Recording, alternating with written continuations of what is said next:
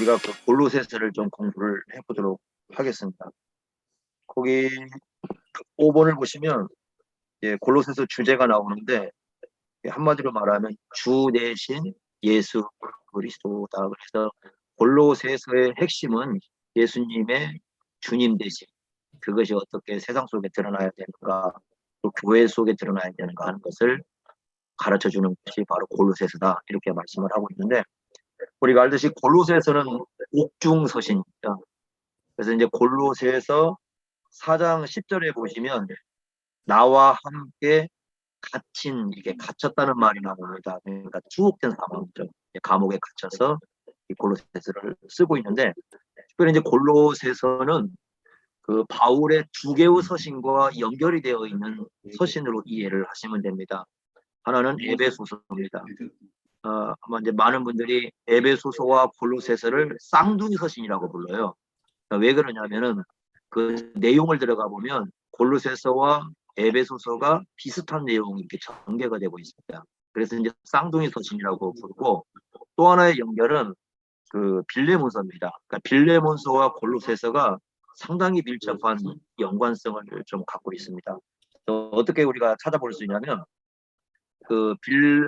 골로새서 4장 그 9절에 보시면 오네시모가 나와요. 오네시모. 우리가 잘 알듯이 빌레몬서가 그 오네시모에 관한 얘기잖아요. 그러니까 이제 그래서 이제 오네시모가 연결이 되고 있고, 그 다음에 빌립보서 4장 17절에 보시면 아키포가 나옵니다. 아키포.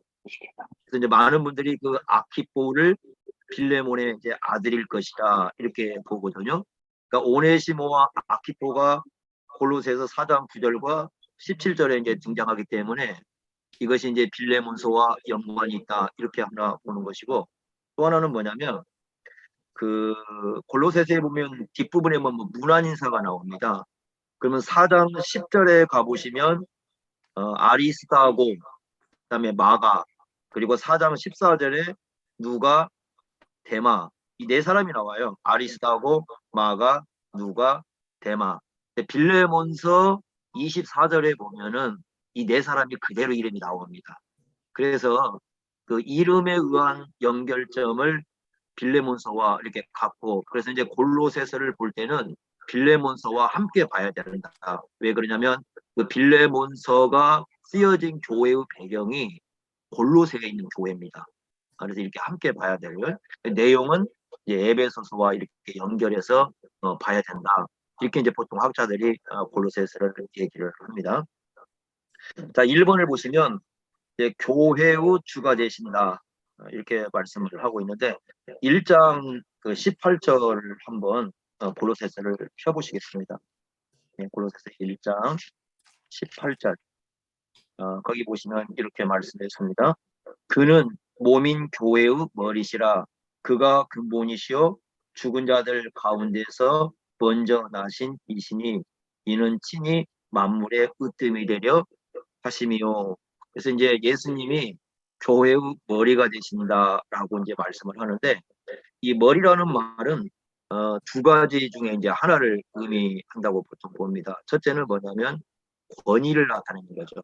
그래서 이제 머리 그러면 뭔가 이렇게 그 위에 있어서 이 통치하는 그런 가장 위에 있는 분 있지 않습니까? 그걸 머리라고 얘기를 하거든요. 그래서 이제 이 말씀에 의하면 교회를 다스리시고 교회를 통치하시고 교회를 이끄시는 분은 예수님이다. 그런 의미에서 교회의 주가 된다, 그런 의미로 해석을 하기도 하고, 또 하나는 어떤 의미를 갖냐면 원천이라는 의미를 가져요. 그 원천. 보통 이제 머리 그러면 옛날에는 단지 이렇게 권위만 가지는 게 아니라 이 가족을 돌보는 의미를 갖고 있거든요. 그래서 예수님이 교회의 원천이 되어서 교회에 필요한 것들을 공급해 주시는, 그래서 교회가 성장하게 하고 교회가 자라나게 하고 이 교회에 필요한 모든 것들을 돌보신다라는 의미에서 이제 교회의 머리가 되신다, 이렇게 보통 얘기를 합니다. 그래서 이제 교회라는 것은 예수님이 주님이 되신다 하는 것을 나타낼 때에 골로새서는 이제 머리라는 표현을 써서 권위를 나타낼 수도 있고 아니면 이제 원천을 나타낼 수 있다, 이렇게 이제 보통 보기도 하고, 그 다음에 이제 두 번째로 뭐라고 하냐면 그가 근본이라는 말을 쓰고 있습니다. 이 근본이라는 말은 헬라어로 아르케라는 말이거든요. 아르케. 아르케라는 말은 기초라는 말입니다. 그래서 교회의 어떤 그 생활, 교회로 모여서 교인들이 생활을 하잖아요. 그 모든 생활의 기초가 되시는 아르케가 되시는 그런 분이 바로 예수님이시다. 그러니까 이제 교회라는 이 공동체는 우리가 예수 그리스도를 이렇게 따라서 이제 가야 하는 그런 존재. 이런 의미에서 예수님은 교회의 주가 되신다. 이렇게 이제 첫 번째로 설명을 하고 있고, 두 번째는 1장 20절부터 23절까지 내용인데, 여기에 핵심 주제는 화목입니다. 화목. 거기 보시면은 20절을 보시면 1장 20절. 그의 십자가의 피로 화평을 이루사, 이렇게 돼 있는데, 우리가 십자가 그러면 화목제물을 생각해 볼 수가 있겠죠.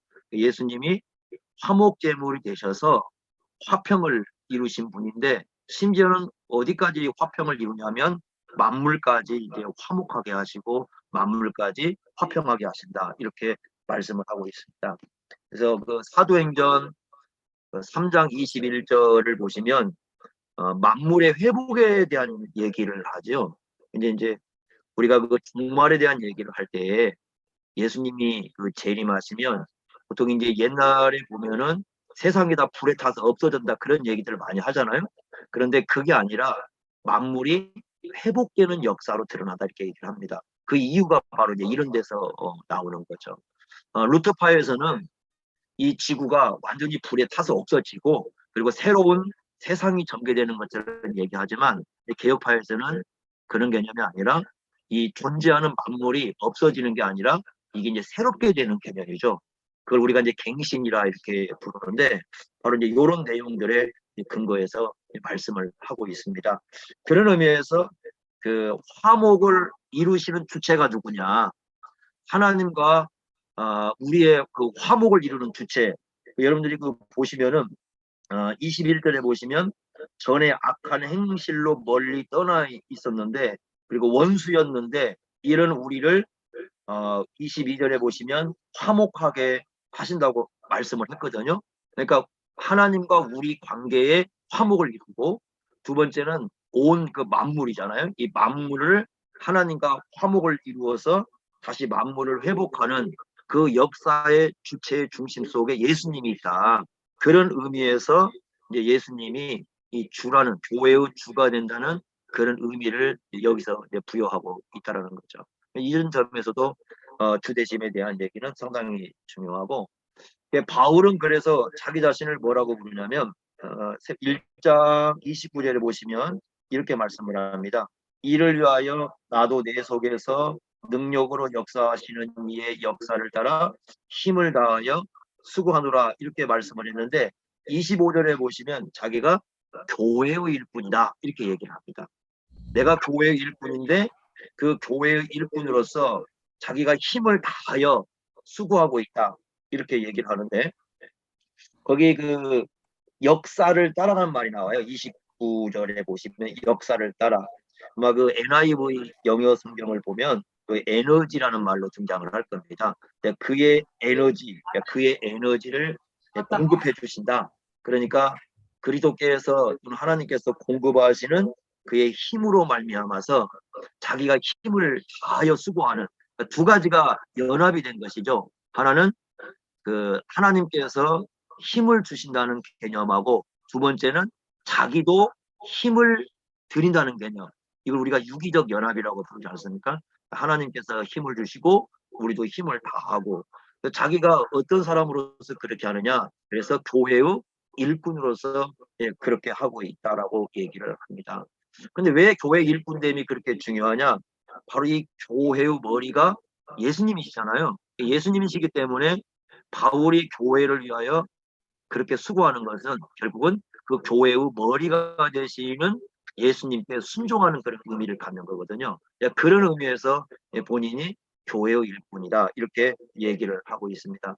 그래서 이제 골로새서 앞부분 시작할 때는 예수님께서 자신이 이제 예수님 교회의 주가 되신다 하는 것을 우리에게 가르쳐 주고 있고, 두 번째로 우리가 가보시면 그러기 때문에 이제 어떻게 해야 되느냐? 우리 모든 그리스도인의 삶은 예수님 안에서 이루어져야 된다. 왜냐하면 예수님이 우리 주님이시기 때문에 그 주님 대신 예수님 안에서 이루어지는 삶을 살아야 된다. 그렇게 얘기를 하고 있습니다. 2장 6절 한번 가고 있습니다. 2장 6절 한번 보십시오. 예. 이게 1장의 전제를 하고 하는 얘기입니다. 1장 6절 보시면 2장 6절입니다. 2장 6절. 그러므로 너희가 그리스도 예수를 주로 받았으니 이렇게 말씀하잖아요. 이 주라는 말이 바로 1장을 전제를 하는 거예요. 그러니까 교회에 주로 받았기 때문에 이제 그 교회를 이루는 사람들은 어떻게 살아야 되느냐?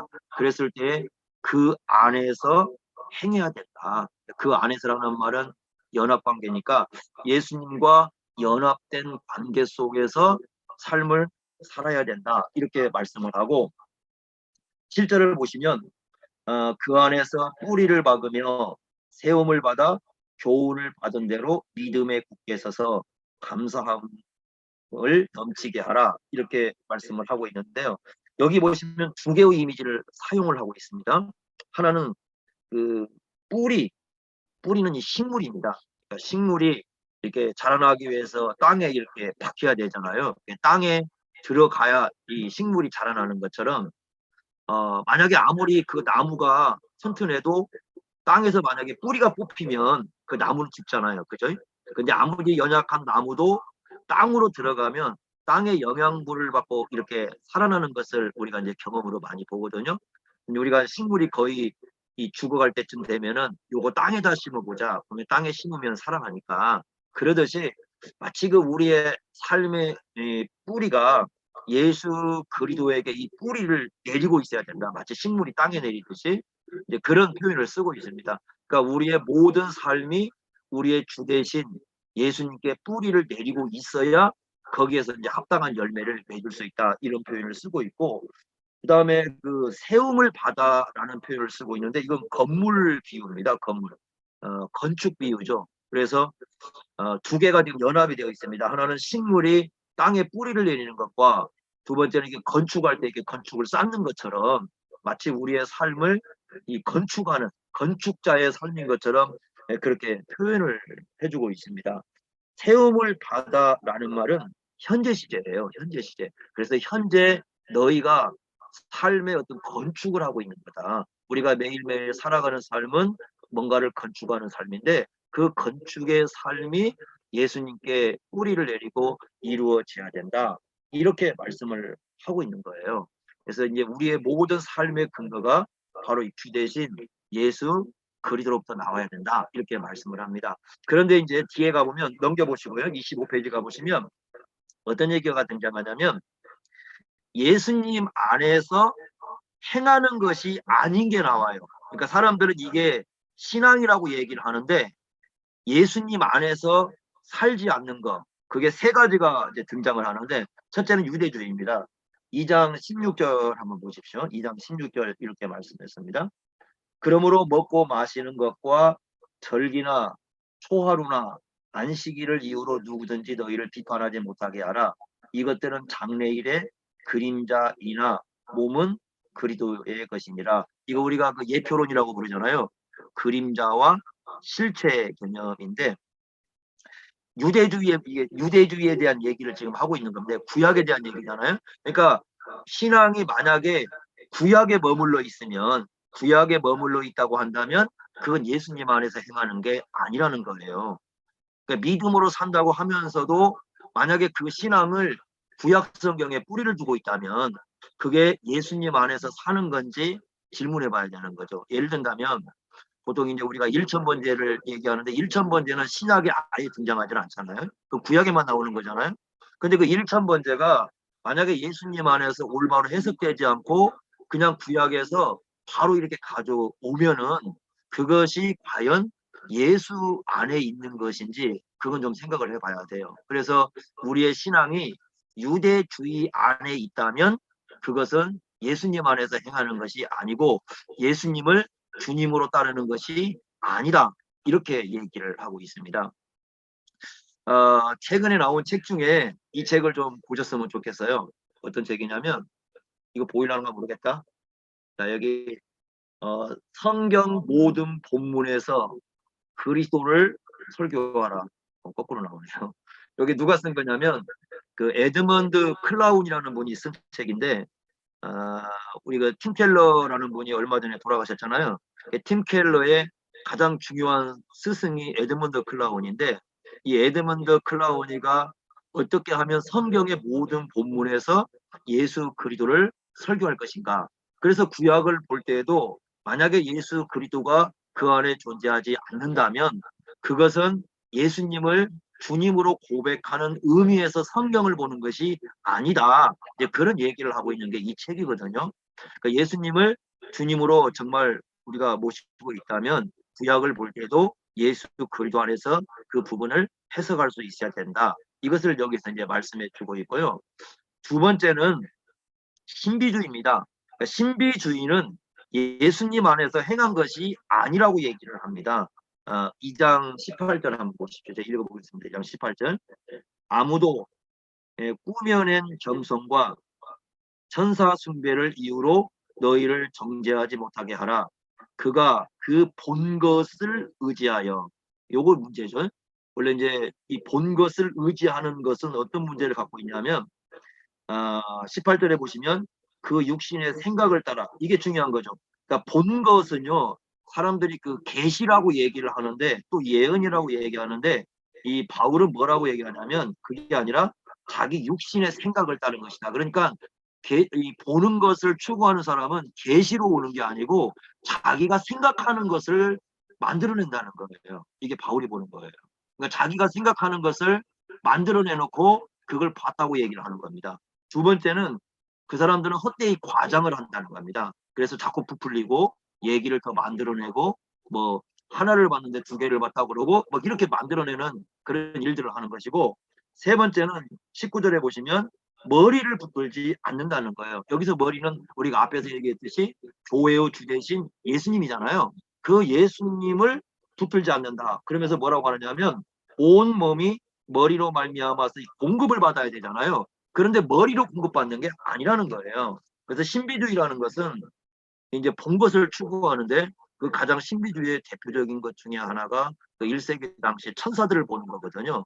천사들이 자기를 찾아와서 어떤 얘기를 해주고 뭘 해줬다 이런 얘기들을 하면서 이 주장을 하게 되는데, 이 본 것을 의지하는 것은 세 가지. 첫째는 자기가 만들어낼 수 있는 확률이 높다. 두 번째는 헛되이 과장하는 게 많다. 세 번째는 머리이신 예수님께 공급받는 것이 아니다. 그래서 신비주의는 예수님을 머리로 모시는, 예수님을 주님으로 신앙 고백하는 신앙 형태가 아니라고 얘기를 해줍니다. 이게 이제 두 번째 중요한 부분이고요. 세 번째는 금욕주의입니다. 금욕주의를 경계하고 있는데 2장 23절 한번 보십시오. 이렇게 말씀을 하고 있죠. 이런 것들은 자의적 숭배, 스스로 만드는 그 숭배라는 거죠. 자기가 만들어 놓고 그걸 숭배하는 것이고, 겸손. 여기 겸손은 그 18절에 말씀하고 있는 꾸며낸 겸손이에요. 그러니까 진짜 겸손이 아니고 가짜 겸손인 거죠. 그 다음에 몸을 괴롭게 하는 것. 이게 이제 금욕주의지 않습니까? 몸을 괴롭히는 것인데, 이것이 그 사람들은 뭐라고 하냐면 지혜 있는 모양이나, 즉 이렇게 해서 자기들은 뭔가 신앙의 계단을 높이 올라간다고 생각을 하는 거거든요. 금욕을 추구하는 이유 중에 하나가 뭐냐면 그걸 통해서 더 신앙의 높은 단계로 이렇게 간다고 생각하는 건데, 뭐라고 말씀하고 있냐면 이렇게 말씀합니다. 오직 육체에 따르는 것을 금하는 데는, 여기서 육체라는 말은 몸을 얘기하는 게 아니고요. 우리 몸을 얘기하는 게 아니로 그 인간 속에 있는 그 죄성, 인간의 본성을 얘기하는 건데, 이 인간에 있는 이 죄의 본성을 금하는 데는 아무 유익이 없다라는 거예요. 다시 말하면 이 금욕주의는 그 어떤 우리의 그 신앙의 레벨을 높일 수 있는 그런 그 계단을 추구할 수 있는 게 아니다. 이렇게 얘기를 합니다. 한마디로 말하면 하나님은 금욕주의자가 아니에요. 하나님은 금욕주의자가 아니기 때문에 금욕주의를 통하여 하나님께 나아가는 길을 추구하는 것은 올바른 것이 아니다. 이렇게 말씀해 주고 있거든요. 그러니까 금욕주의는 결국 예수님 안에서 행하는 것이 아니다. 이렇게 말씀해 주는 겁니다. 그러니까 우리가 앞에서 그래서 1장에서는 예수님이 교회의 주가 되신다라는 걸 말씀을 하고요. 그 다음에 2장 6절부터 7절 이 두 군데에서는 우리의 신앙이 예수님께 뿌리를 내리고 모든 것이 이루어져야 된다는 걸 강조하면서 유대주의와 신비주의와 금욕주의는 예수님의 그 뿌리를 내리고 그 예수님 안에서 이루어진 그 신앙이 아니라고 얘기를 합니다. 상당히 중요한 부분이 골로새서에서 추구하는 것 중에서요. 그래서 이 부분을 우리가 이제 체크를 좀 해야 될 것 같고요. 세 번째는 이제 우리 자신의 삶으로 돌아와서요. 우리 그리스도인들의 삶에서 어떻게 예수님의 주되심을 드러낼 것인가. 이제 그 내용을 이제 3장부터 우리에게 전개를 해줍니다. 3장 1절 한번 가봅시다. 이렇게 얘기합니다. 그러므로 너희가 그리스도와 함께 다시 살리심을 받았으면, 이거 세례 용어입니다. 세례 용어를 써서 예수와 함께 죽고 예수와 함께 다시 살았다. 예수님과 함께 다시 살아났다면 위의 것을 찾으라. 거기는 그리스도께서 하나님 우편에 앉아 계시니라. 이렇게 말씀을 하고 있습니다. 그 위가 뭔가를 여기 설명을 하고 있습니다. 그 위가 벌써 하나님 우편에 앉아 계신 그리스도를 말씀하니까, 그러면 하나님이 계신 곳이 어디냐면 하늘이잖아요. 그러니까 여기서 말하는 위는 어디냐면 바로 하늘입니다. 하늘에 있는 걸 찾으라, 이렇게 말씀을 하고 있는데, 그러면 그 하늘에 누가 계시느냐? 그리스도가 계신다. 그렇다면은 여기서 말씀하는 위의 것을 찾으라, 그 말은 바로 누굽니까? 그 하늘에 계신 예수 그리스도를 따르고 그 예수 그리스도께서 추구하는 것을 우리가 같이 추구해 나가는 거거든요. 그래서 NIV 그 영어 성경에서는 이걸 뭐라고 번역을 했냐면 마음을 두라, 너의 마음을 두라, 이렇게 번역을 했어요. 찾으라고 우리는 번역을 했는데, 그 찾으라는 말을 영어로 your heart라는 말을 써서 너의 마음을 거기에 두라. 그러니까 두라는 말은 집중입니다. 집중. 이게 현재 명령형으로 되어 있거든요. 그러니까 현재 명령으로 되어 있어서 너의 마음을 그곳에 집중해야 된다. 그 말은 결국 어떤 말이냐면 예수님께서 관심을 가지는 것에 우리가 관심을 가지고, 또 예수님께서 집중하고 있는 것에 우리의 생각도 이렇게 집중을 해서 예수님께서 이 땅에서 하고자 하시는 것에 우리 마음을 두고 살아야 된다. 이렇게 말씀하고 있습니다. 그러니까 우리가 예수님을 진짜 그 주님으로 모신다면 우리 주인 대신 예수님께서 어디에 관심을 두고 있고 어디에 초점을 두고 있고 어디에 열심을 내고 있는가, 그걸 우리가 알고 그 열심을 내고 같은 관심과 같은 마음을 가지고 거기에 집중을 해야 된다는 거죠. 그것이 바로 위의 것을 찾는다는 그런 의미고, 2절 보시면 2절은 또 뭐라고 말씀하냐면 위의 것을 생각하라고 말씀합니다. 이 생각하라는 그 말씀도 그 마인드라고 돼 있어요. 영어로는 그 마인드로 되어서, 그러니까 1절에 찾으라는 말은 하트라고 되어 있고요. 그 다음에 2절에 생각은 마인드라고 되어 있어요. 그래서 너의 생각을 집중하라. 예를 들면 이게 무슨 말이냐면 뭔가 이렇게 골똘히 생각하는 거 있습니다. 골똘히 생각하는 겁니다. 그러니까 생각이라는 말이 단지 그냥 이렇게 탁 하고 그 생각나 이게 아니라 거기에 이 골똘하게 내가 뭔가를 집중해서 이 생각하는 개념이에요, 이게. 그러니까 위의 것을 생각하라, 그 말은 역시 위의 것은 앞에서 얘기한 것처럼 예수님을 의미를 한다고 보면 될 것이고, 그 다음에 그 예수님이 생각하는 것, 예수님께서 생각하는 그 생각을 같이 생각하라는 거죠. 예수님께서는 뭔가를 지금 생각하고 일을 하시는데 그 생각하는 것에 같은 생각을 갖고 우리가 그 일을 따라야 된다. 그런 의미를 지금 여기에서 이제 부여를 해주고 있습니다. 이 부분이 이제 상당히 중요하죠. 그래서 이제 다른 부분에서 예수님이 생각하는 것을 우리가 뭐라고 부르고 있냐면 기쁘다는 말, 이렇게 번역을 하고 기쁨. 그러니까 하나님께서 기쁘게 여기는 것 또는 예수님께서 기쁘게 여기는 것. 그러니까 하나님의 기쁨 또는 예수님의 기쁨, 그것이 무엇인가를 우리가 알고 그 부분에 우리의 생각을 골똘하게 두어서 주님의 기쁨을 추구해야 된다라는 의미가 바로 위의 것을 생각하라, 그런 의미를 갖습니다. 그 다음에 세 번째로 이제 쭉 내려오면 3장 5절에 보시면 땅에 있는 지체들을 죽이라 이렇게 되어 있거든요. 2절에 보시면 땅의 것을 생각하지 마라 이렇게 되어 있고, 그 다음에 5절에는 땅에 있는 지체를 죽여라 이렇게 되어 있는데, 이 죽이라는 말이 완전히 죽이라는 뜻입니다. 완전히 죽여버려라, 이제 그런 의미를 갖고 있는데,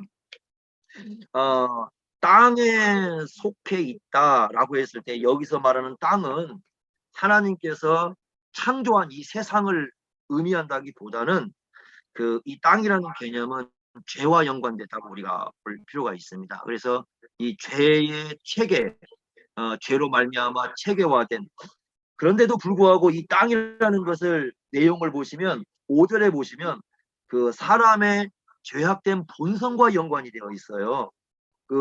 사람의 죄악된 본성과 연관이 되어 있어서 이 사람의 죄악된 본성을 죽여라, 이제 그런 의미로 우리가 좀 볼 수가 있습니다. 그 내용을 보시면 그러지 않습니까?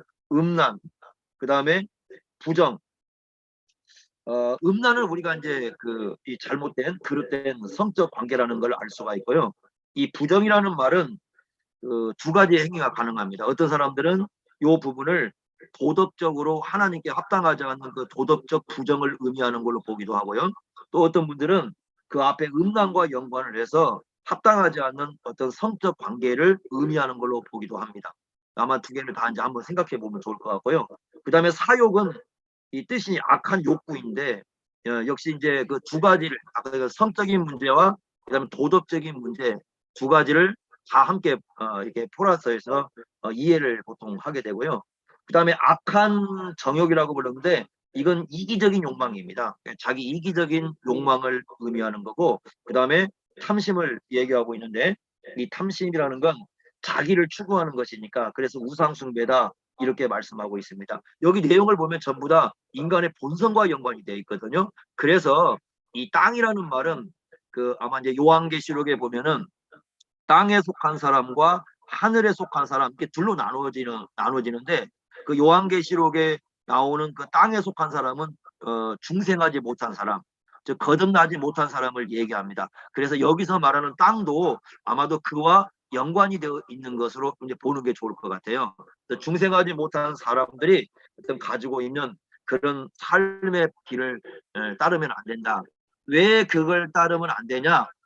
예수님이 우리 주님이신데 주이신 예수님이 그걸 기뻐하지 않아요. 그러니까 주이신 예수님께서는 우리가 이 땅에 속한 존재로서 땅의 본성을 가지고 살아가는 그런 삶의 내용들을 기뻐하지 않는다. 그래서 이것을 우리가 버려야 된다는 의미를 가지고 있고, 그 다음에 3장 9절부터 10절까지 내용을 보시면 옛사람이 나옵니다. 성경에 여러 가지 이제 이렇게 그 사람에 대해서 구분하는데, 골로새서에 보시면 옛사람과 새사람을 이렇게 구분을 합니다.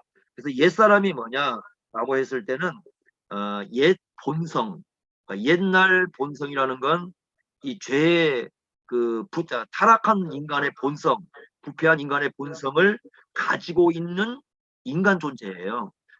왜냐하면 사람이 예수 믿는다고 해가지고 막 얼굴이 바뀌고 갑자기 이렇게 바뀌는 게 아니잖아요. 그죠? 태어날 때부터 이쁜 사람은 이쁜 거고 뭐 저처럼 못난 사람은 못나고 뭐 이런 것이지, 이게 막 중간에 예수 믿었다고 해서 이게 바뀌는 건 아니거든요. 그러니까 뭐가 바뀌는 것이냐, 옛 것과 새 것의 차이는 어디에서 드러나냐면 인간의 본성에서 드러납니다. 본성에서. 그래서 옛날에 그 죄의 지배, 죄의 욕망 속에 가지고 있었던 그 본성을 가진 사람이 옛사람이고, 새 사람의 초점은 우리가 성경에 보면 예수님으로 옷 입는다라는 표현이 나오는데 그 새 사람의 모습은 예수 그리스도이십니다. 그러니까 새로운 본성, 예수님에 의해서 거듭나서 새롭게 가지는 그 본성, 그것을 가지고 있는 존재를 이제 새 사람이라고 이렇게 부르는 거거든요. 그러니까 우리가 예수를 주님으로 모시고 있다면 이제 우리 그 과거 우리 옛 본성대로 살던 거 버리고 예수님의 옷을 입었다면 이제 우리가 점점 예수님을 닮아가는 이제 그런 삶을 살아야 된다라고 이렇게 가르쳐 주고 있습니다. 바로 이런 부분이 이제 우리가 개인적으로 어떻게 이 땅에서 예수님을 주님으로 모시고 살아갈 것인가라는 것을 우리에게 알려주는 그런 의미를 가지고 있고, 그 다음에 네 번째로 이제 우리가 봐야 될 게 뭐냐면 교회 공동체의 주, 이제 교회로 모였을 때 이 표현을 보시면 너희라는 이제 부분이 나오는데, 너희로 모였을 때, 교회 공동체로 모였을 때에 어떻게 예수님의 주님 되심을 드러나야 되는가, 그것을 말씀해 주고 있는데 3장 13절에 보시면요 이런 말씀을 하고 있습니다. 누가 누구에게 불만이 있거든 서로 용납하라. 이 용납하라는 말씀을 하고 있거든요. 그런데 그 앞에 12절 보시면 어떤 말씀을 하냐면 옷 입고라는 말씀이 나오죠. 이 옷 입고라는 말씀은 우리가 그리스도로 옷 입는다는 그런 표현을 먼저 생각해 볼 수 있고, 그런데 그 그리스도로 옷 입는다는 것은 어떤 의미를 가지고 그러냐? 그랬을 때 그 성품의 변화를 얘기를 하고 있거든요. 그러니까 그 앞에 긍휼과 자비와 겸손과 온유, 특별히 겸손과 온유는 예수님께서 마태복음 11장 29절에 나는 마음이 겸손하고 온유하다 그 표현을 쓰고 있지 않습니까? 이게 예수님의 성품이거든요. 그 다음에 오래 참음.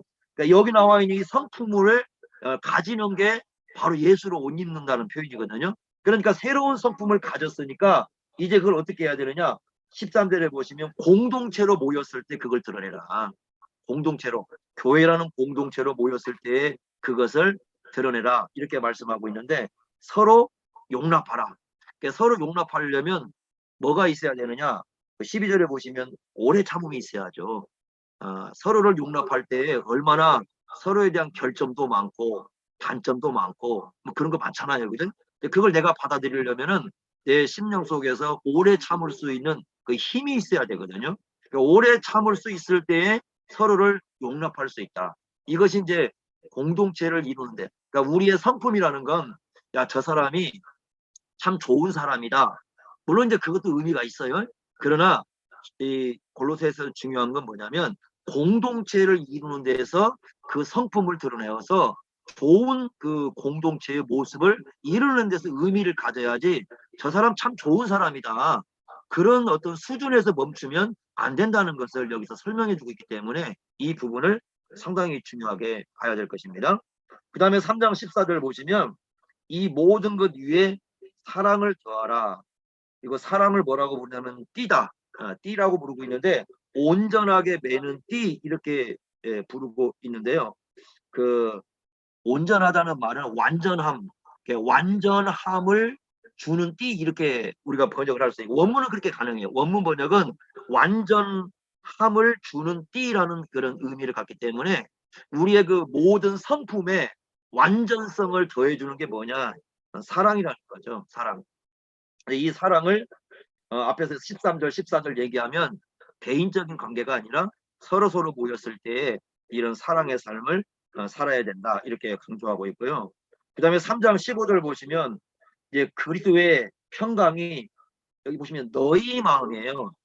내 마음이 아니고 개인적으로 내 마음 그렇게 말하는 게 아니라 너희라는 말을 써서 역시 공동체성을 부여를 하고 있어요. 공동체를 부여해서 너희 마음을 주장하게 하라. 그리고 너희는 평강을 위하여 이렇게 돼 있고 또한 너희는 감사하는 자가 되라. 그러니까 지금 15절에 보시면 계속 너희라는 말을 반복해서 쓰고 있지 않습니까? 공동체 의미예요. 그러니까 내 마음이 평안하다 그런 얘기가 아니고 이 공동체로 모였을 때의 그리스도의 평강이 너희 공동체를 주장하게 해야 된다. 그런 뜻입니다. 그러면 그리스도의 평강이 뭐냐? 이것은 예수님께서 주시는 평강이거든요. 예수님께서 주시는 평강은 두 가지예요. 첫째는 하나님과의 그 평강. 하나님과 우리 그 교회 공동체는 이제 하나님과 평화를 이룬 사람들이 모인 공동체니까 하나님과 이루어지고 있는 평강이고, 두 번째는 사람들과의 평화입니다. 그 에베소서에 보시면 2장에 가면 예수님이 우리의 화평이라고 말씀을 하시고 유대인과 이방인의 그 화평에 대한 그 교회론을 전개하잖아요. 바로 그 사람들과 사람들 사이에서 이루어지는 평강이거든요. 그러니까 하나님과 교회 공동체와의 평화, 그리고 사람과 사람 사이의 평화, 그걸 주시는 분이 누구냐면 그리스도이시거든요. 그게 그리스도의 평강이에요. 그러니까 그 그리스도의 평강이 이 교회를 주도하게 해라. 그래야 교회가 하나님과의 평강도 이루게 되고 사람들과 사이도 이 평강을 이루게 된다. 이렇게 말씀을 하고 있는 것이고 3장 15절에 또 너희가 감사하는 자가 되라 이렇게 말씀을 하고 있는데 그 16절 17절 보시면요 여기 보시면 감사가 계속 강조가 되고 있어요. 16절에 보시면 감사하는 마음으로 하나님께 찬양하고 이렇게 돼 있고 17절 말씀에도 하나님 아버지께 감사하라 이렇게 돼 있거든요. 감사가 뭐냐라고 했을 때는 은혜를 뿌리에 두고 있는 겁니다. 그러니까 하나님의 은혜에 대한 인식, 하나님의 은혜를 알고 그 하나님의 은혜 가운데 살아가는 데서 나오는 게 감사거든요. 그러니까 교회는 그렇게 살아야 된다는 거죠. 이 교회 공동체가 모였을 때 하나님의 은혜가 뿌리가 되어서 그 은혜 안에서 이 열매가 나와야 이 감사가 나올 수 있는데 바로 이제 교인들이 모였을 때 그런 감사가 이루어지게 해야 된다라고 말씀을 하고 있습니다. 이건 전부 다 교회 공동체 얘기죠. 26페이지 한번 가보세요. 26페이지 가져가시면 3장 16절 나오는데요. 이 말씀이 나옵니다. 그리스도의 말씀이 너희 속에 풍성히 거하여 이렇게 나오죠. 여러분 이 말씀이 에베소서에서는요. 그 에베소서 5장 18절에 성령의 충만함과 관계가 있어요. 그러니까 에베소서에서는 성령의 충만을 받으라 이렇게 나와요. 5장 18절에.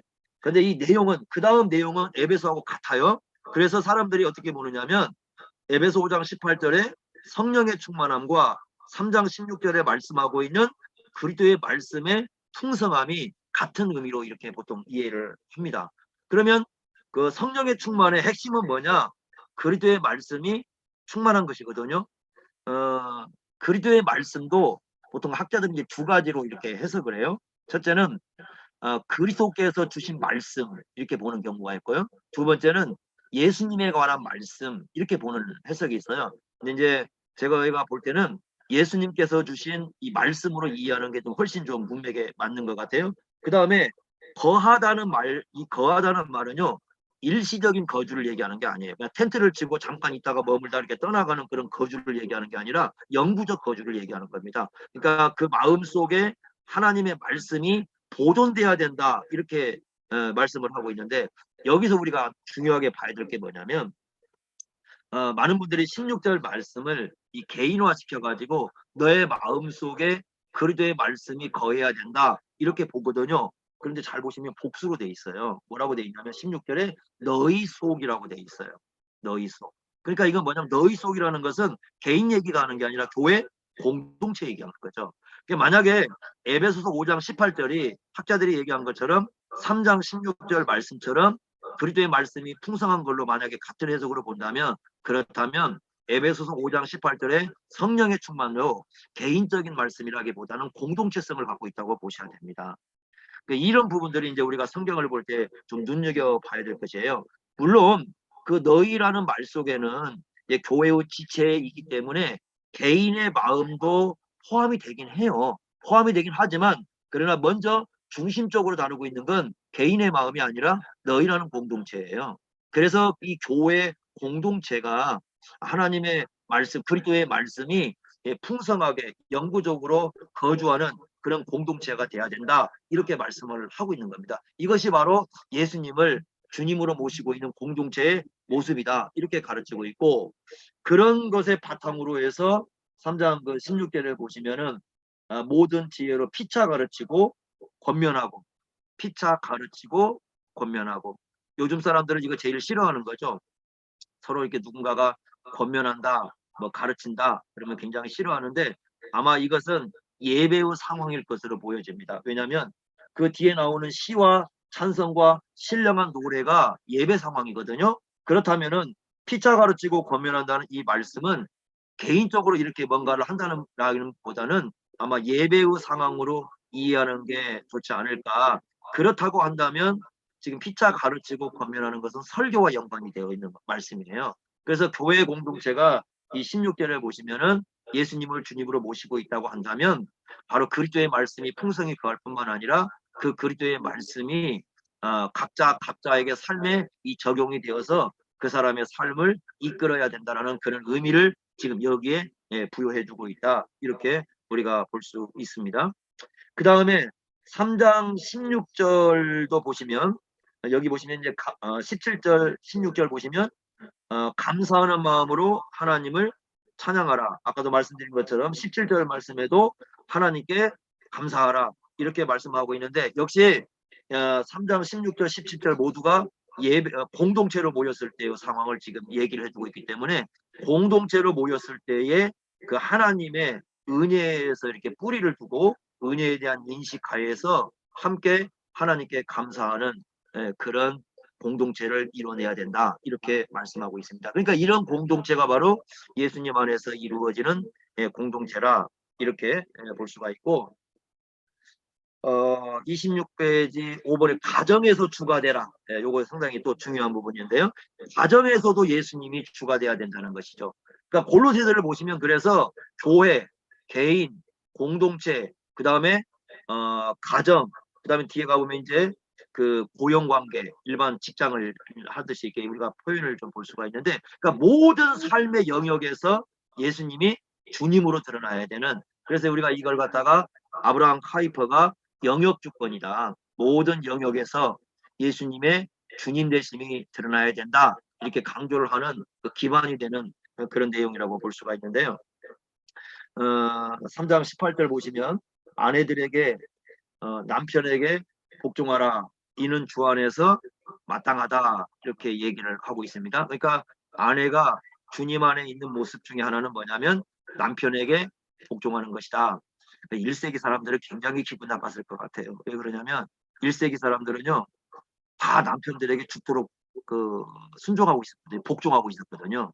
그러니까 1세기 당시에는 완전히 그 남자들이 주권을 가지고 있었기 때문에 이 얘기를 듣는 여인들 입장에서 야 이건 교회 왔더니 더 무거운 짐을 주는 게 아닌가 아마 그렇게 생각할 수도 있어요. 그런데 그 다음 말씀이 이제 여인들에게는 굉장히 좋은 말씀이 될 거예요. 왜냐하면 남편들에게 뭐라고 얘기하냐면 19절에 보니까 아내를 사랑하며 이 아내를 사랑한다고 되어 있는데 이 사랑은 그냥 사랑이 아니고요. 존경의 의미를 갖는 사랑이에요. 존경의 의미. 그러니까 데살로니가 전서에 보시면 거룩함과 존귀함으로 이렇게 되어 있거든요. 그러니까 존귀함으로 아내를 사랑하는 거예요. 그리고 사랑이라는 게 그 아가페라는 말을 쓰고 있기 때문에 자기 본의적인 사랑. 남자들이 그러잖아요. 가끔 보면은 나는 아내를 사랑해. 아내는 전혀 사랑을 못 느끼거든요. 그러니까 이거 문제가 많은 겁니다. 그러니까 자기 본의적인 어떤 그런 사랑 말고 예수님 안에서 그러니까 예수께서 드러내신 그 사랑 있잖아요. 그 사랑을 아내에게 베풀어야 된다는 건데 이건 1세기 그 유대인들이나 아니면 1세기 헬라인들에게 전혀 익숙하지 않는 얘기예요. 왜냐하면 1세기에서는 남자들이 여자를 사랑한다는 말이 별로 의미가 없는 얘기였거든요. 그러니까 여자는 남자들에게 복종한다는 말은 일상적으로 쓰였지만 남자가 여자를 사랑해야 한다는 말은 보통으로 쓰이는 말이 아니에요. 이것은 굉장히 사람들에게 낯선 용어거든요. 그런데 이제 여기 성경에서는 뭐라고 하느냐면 남편에게 아내들은 복종하는 건 맞지만 남편들은 반드시 아내를 사랑해야 된다. 그것도 네 본의적으로 하지 말고 아가페적으로. 아가페는 무서워요. 왜 무섭느냐? 목숨 줘야 되거든요. 예수님이 목숨을 주시고 사랑했잖아요. 그러니까 남편들이 아내를 향해서 목숨을 줘하세요. 그러니까 목숨을 주는 그런 사랑을 해야 된다. 야, 이건 아내들에게 굉장히 위로가 되는 말씀이죠. 두 번째는 또 뭐냐? 괴롭게 하지 마라. 아내 괴롭히지 말라고 얘기를 합니다. 1세기에는 그 남편들의 폭력이 굉장히 많았거든요. 근데 폭력이 많았는데 이제 아마 그 폭력을 행하지 말라는 것도 전제가 되거든요. 그래서 1세기에 심지어 어떤 얘기들이 있냐면 여자분들은 죄송하는데 여자는 그 매를 대지 않으면은 늘 남자에게 그 도전을 한다는 개념이 있어갖고 매로 때려야 여자는 말을 듣는다 이런 얘기가 있어요. 1세기 글에. 이 성경에 완전히 어긋나는 행동이죠. 그래서 뭐라고 말씀하냐면 우리 성경에서는 아내를 괴롭게 하지 마라 이렇게 말씀을 합니다. 그래서 남편들은 날마다 자기의 아내한테 질문을 해봐야 됩니다. 혹시 나로 인해서 괴로움 당하고 있는 게 없는가 하는 거 물어봐야 되죠. 이제 그게 이제 아내를 존귀하게 여기는 방법이에요. 그러니까 이게 뭐냐면 그 가정에서 예수님이 주님 되시는 거죠. 그러니까 주 안에서 그랬잖아요. 그러니까 예수님의 주님 되심이 드러날 때는 아내는 남편을 존중하고 남편은 아내를 존귀하게 여기고, 그리고 아내의 심령을 어떤 괴롭히는 이런 일을 하지 않는다는 거죠. 이래야 예수님을 주님으로 모시는 가정을 이루고 있다, 이렇게 말씀을 하고 있는 것입니다. 그 다음에 여섯 번째는 고용관계, 즉 1세기에 있었던 이제 종들과 상전들 사이에서 어떻게 예수님의 주님 되심을 드러낼 것인가, 이제 그 부분을 얘기합니다. 그래서 이 부분도 보시면 계속 주님이라는 말을 많이 등장시키고 있어요. 3장 20, 그 앞에 하나 빼먹었네요. 그죠? 3장 20절, 21절. 예, 자녀와 부모.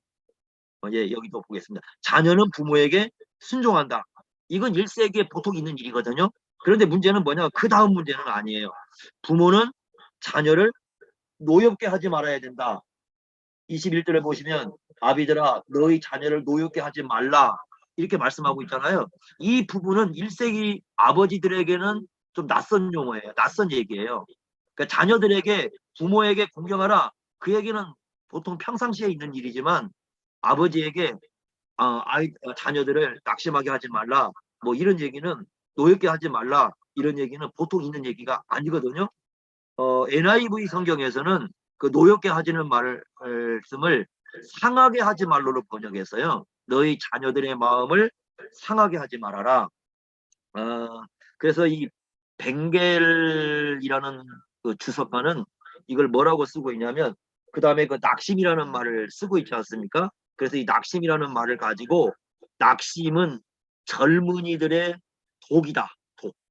예, 이 젊은 사람들은 꿈을 갖고 미래를 갖고 앞을 보고 살아야 되는데, 만약에 낙심의 마음을 갖고 있다면 그것은 젊은 사람들의 마음에 독을 주는 것이다, 이렇게 얘기를 합니다. 그래서 부모들은 자녀들의 마음속에 낙심을 주거나 아니면 그 인격을 모독하거나, 자녀들의 인격을 함부로 대해서 모독하거나, 아니면 자녀들의 어떤 그 생각과 어떤 그들의 감정과 그들이 가지고 있는 뜻을 경시하거나 가볍게 여기고 아무렇지도 않은 것처럼 이렇게 생각하거나, 그렇게 하면 안 된다는 거예요. 이것이 이제 부모와 자녀 관계에서 어떻게 예수님을 모시고 살아가는가 하는 것을 얘기해주는 굉장히 중요한 부분이고, 여섯 번째 이제 고용 관계인데요. 3장 22절부터 25절까지 말씀이 쭉 나오는데, 22절부터 25절까지는 종들에 대한 얘기입니다. 종들에 대한 얘기는 세 가지 내용으로 정리가 되는데요. 22절에 보시면 순종이라는 말이 나오고요. 그 다음에 성실한 마음이 나오고, 그 다음에 주님께 하듯. 그러니까 주께 하듯, 벌써 이 말씀이 예수님을 주님으로 모시고 있다면 어떻게 해야 되는가 하는 것을 알려주고 있습니다. 우리가 잘 알듯이 1세기 노예들은요, 평생 노예로 살면서 사람 대접 못 받고 사는 사람들이지 않습니까? 그래서 이 사람들은 아마 삶을 살아갈 때, 어떤 일을 할 때 자기가 그 일을 하는 것에 대해서 살아가야 한다는 그 의미를 느끼지는 못했을 것 같아요. 그런데 이제 예수님 안에 들어와 가지고는 좀 달라진 거죠. 왜냐하면 지금까지는 내가 예를 들면 노예가 하는 일 중에 하나가 만약에 뭐 설거지를 한다. 설거지다 뭐 노예들이 하는 일이니까요. 설거지를 한다고 생각해 보세요. 그럼 예전 같았으면은 설거지 하는 데서 어떤 즐거움도 찾을 수 없고, 설거지 하는 데서 어떤 의미를 찾을 수 없었거든요. 그런데 이제 이 교회를 왔는데, 교회를 와서는 의미를 부여를 합니다. 왜냐하면 그 설거지가 그냥 단순히 노동이 아니라 예수님을 주님으로 모시는 삶과 연관성이 있다, 이렇게 가르치는 거죠. 그러니까 이게 달라지는 거죠. 그리고 이제 가장 중요한 게 뭐냐면, 거기 24절 보세요. 이렇게 말씀합니다. 상을 얘기합니다. 기업의 상을 주께 받는다라는 말씀이 나오는데요. 노예들은요, 평생 일을 해도 주인한테 아무 보상을 못 받아요. 이게 일을 했다고 해서 뭔가 보상을 받는 게 없어요. 그러니까 주님께서는 뭐라고 말씀하시냐면, 아니다.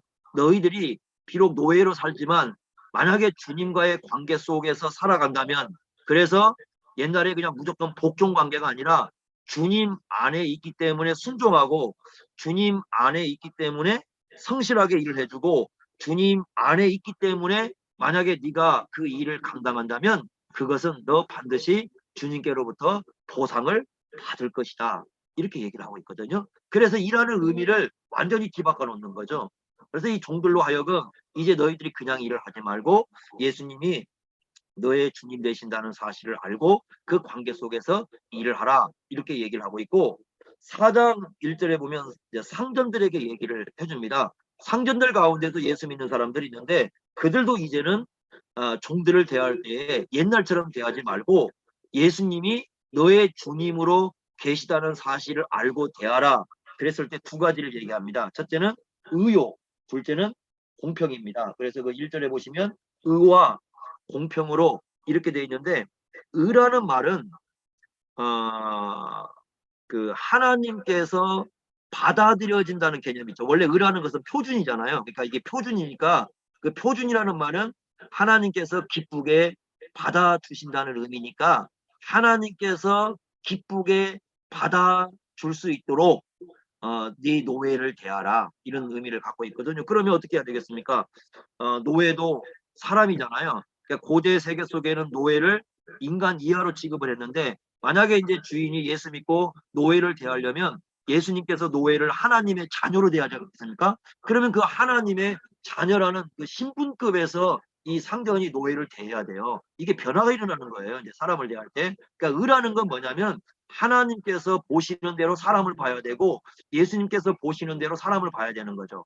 세상에서 가지고 있는 신분, 세상에서 저 사람을 어떻게 보는가 그 관점이 아니라 예수님께서 저 사람을 어떻게 보는가라는 관점을 가지고 대하는 게 의로 대하는 것이고 그 다음에 공평이라는 말은 정당하게 대하는 겁니다. 저 사람을 정당하게 대하라.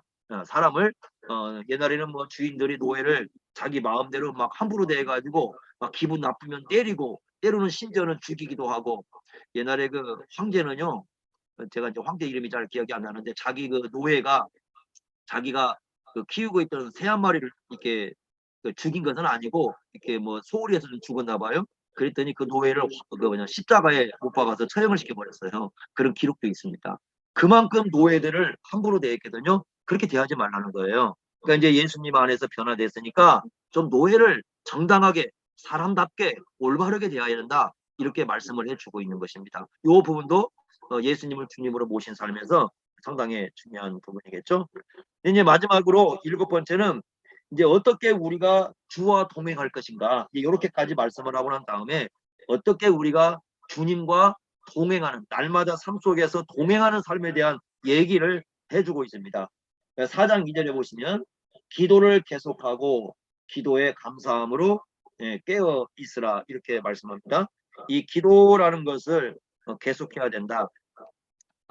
데살로니가전서 5장 17절인가요? 거기 보면 쉬지 말고 기도하라 그 말씀 나오잖아요.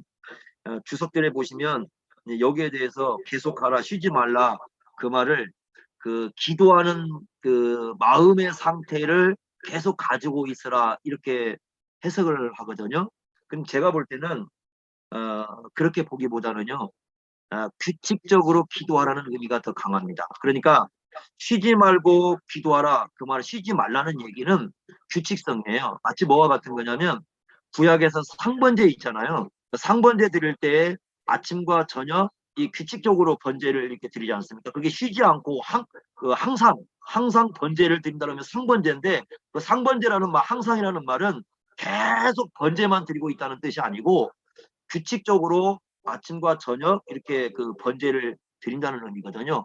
거기에서 우리가 연관을 좀 지어야 될 것 같아요. 그래서 계속한다, 쉬지 않는다 그 말은 규칙적인 어떤 그런 기도 생활을 하고 있어야 된다. 이게 바로 뭐라고 말씀하고 있냐면 영적 깨어남이라고 말씀하고 있습니다. 기도라는 건 뭐냐? 영적 깨어남이다. 그래서 우리는 날마다 주님과 기도하는 삶을 통해서 이 주님과 동행을 해야 된다. 이렇게 말씀하고 있고 두 번째는 지혜로운 시간 사용입니다. 4절 5절에 보시면 외인에 대해서는 여기서 외인이라는 것은 예수 믿지 않는 사람들인데요. 그 사람들과의 관계에 대해서 얘기할 때는 지혜로 행하여서 세월을 아껴라 이렇게 말씀을 하고 있는데 지혜로 행하라 이렇게 말씀을 합니다. 여기서 말하는 지혜는 이미 2장 3절에 나와요. 2장 3절에 보시면 이렇게 나오는데요. 그 2장 2절에 하나님의 비밀은 그리스도라고 말씀하고 있고요.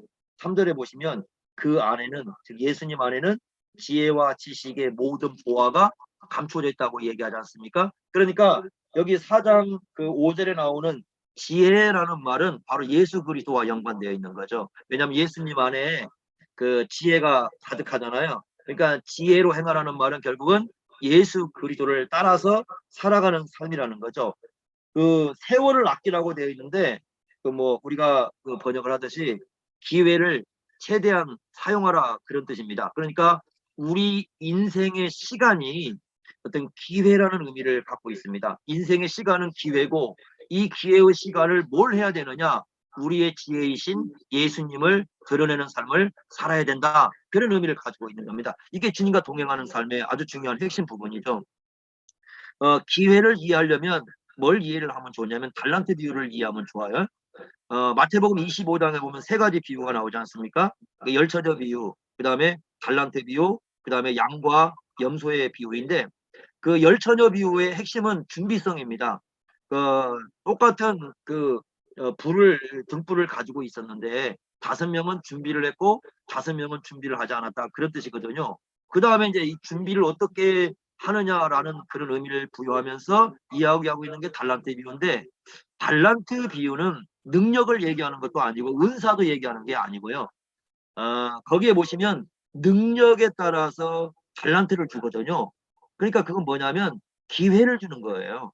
5달란트, 2달란트, 1달란트는 그 사람에게 기회를 주는 건데 바로 이제 그 기회 중 하나가 바로 뭐냐면 우리의 인생의 시간인 것이죠. 그래서 우리의 삶이라는 것 어떤 사람은 뭐 짧게 살 수도 있고 어떤 사람은 길게 살 수도 있는데 이 인생의 삶의 시간이라는 것이 우리에게 기회다. 어떤 기회냐? 지혜를 드러낼 수 있는 기회다. 그러니까 하나님께서 날마다 우리에게 아침마다 생명을 주시고 삶을 주시고 매일매일 우리에게 이 삶을 허락하시는 이유는 바로 뭐이냐? 그 우리의 지혜이신 예수님을 드러내는 데 있으니까 우리가 주일에 모여서는 예배를 드리고 날마다 6일 동안 삶을 살아가면서는 우리의 지혜이신 예수님을 나타내는 그런 삶을 살아가는 것이 바로 우리가 주님과 동행하는 삶이다. 이렇게 말씀하고 있습니다. 그 다음에 27페이지 가보시면요. 4장 6절에 보시면 언어에 대한 얘기를 합니다. 너희 말을 항상 은혜 가운데서 소금으로 맛을 냄과 같이 하라. 이렇게 말씀을 하고 있습니다. 여기 보시면 이제 은혜 가운데 하라는 말은 아까 그 감사라는 말이 은혜와 연결되어 있다고 그랬잖아요. 그러니까 은혜 가운데 한다는 얘기는 이 감사의 언어를 사용하는 거죠. 감사의 언어.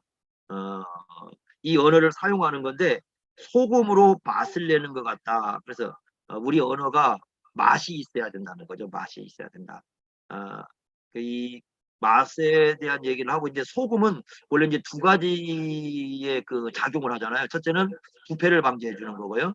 2번째는 뭔가 음식에 이 맛을 내주는 건데 그래서 어떤 분은 여기 나오는 소금을 가지고 우리 언어가 이 부패한 세상 속의 언어를 뭔가 이렇게 그 정화시키는 작용을 해야 된다. 이제 그렇게 해석하는 분도 있어요. 물론 뭐 일리가 있어요. 그렇지만 여기서 특징은 그것보다는 오히려 이 맛을 내는데 좀 초점이 있는 것 같아요. 그래서 하나님 나라의 백성다운 이 맛을 드러내야 된다. 맛.